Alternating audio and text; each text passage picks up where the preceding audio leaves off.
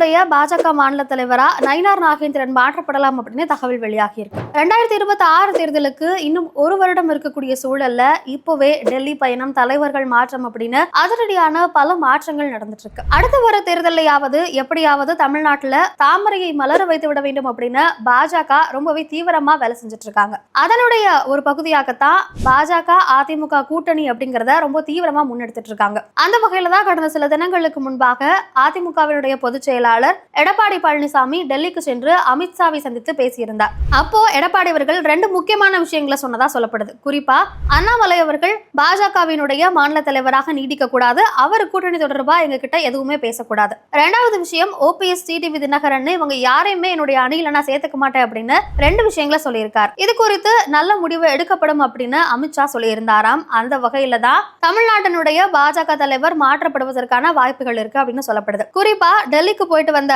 அண்ணாமலை அவர்களும் கட்சியினுடைய நலனுக்காக எதுவும் செய்வேன், பாஜகவினுடைய மாநில தலைவர் பதவியிலிருந்து விலக தயாராக இருப்பதாக சொன்னதாக தகவல்கள் வெளியாச்சு. அப்ப இன்னொரு கேள்வி வரலாம், தமிழிசை சவுந்தரராஜன், பொன் ராதாகிருஷ்ணன் இப்படி பாஜகலேயே மூத்த தலைவர்கள் இருக்காங்க, அவங்களை விட்டுட்டு ஏன் நயினார் நாகேந்திரனை சூஸ் பண்றாங்க அப்படின்னு ஒரு கேள்வி வரலாம். அதுலயும் ஒரு முக்கியமான அரசியல் கணக்கு இருக்கதா சொல்றாங்க. எடப்பாடி பழனிசாமி அவர்களும் சரி, அண்ணாமலை அவர்களும் சரி, இன்கேஸ் இந்த கூட்டணி அமைது அப்படின்னா ரெண்டு பேருமே ஒரே சமூகத்தை சேர்ந்தவர்கள், ரெண்டு பேருமே கொங்கு மண்டலத்தை சேர்ந்தவங்க.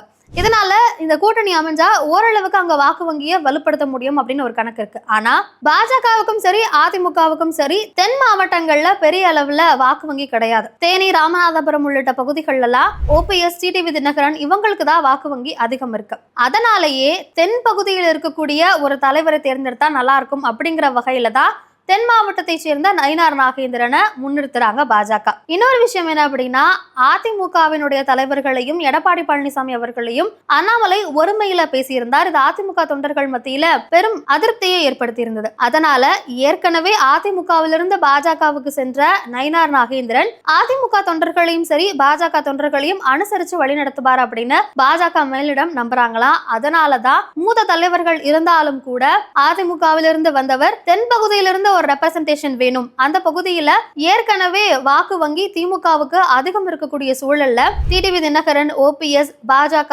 அதிமுக அப்படின்னு எல்லாரும் சேர்ந்தாலும் கூட அதை பீட் பண்ண முடியுமா அப்படிங்கிற ஒரு கேள்வியும் இருப்பதால நயினார் நாகேந்திரனை வைத்து அதை சரி செய்ய கணக்கு போடுகிறார்கள் பாஜக அப்படின்னு பல்வேறு அரசியல் விமர்சகர்களும் சொல்லிட்டு இருக்காங்க. அந்த வகையில பாஜக மாநில தலைவருடைய பதவியிலிருந்து அண்ணாமலை நீக்கப்பட்டு விரைவில் நயினார் நாகேந்திரனுக்கு அந்த பதவி வழங்கப்படலாம் அப்படின்னு தகவல்கள் பரவிட்டு இருக்கு.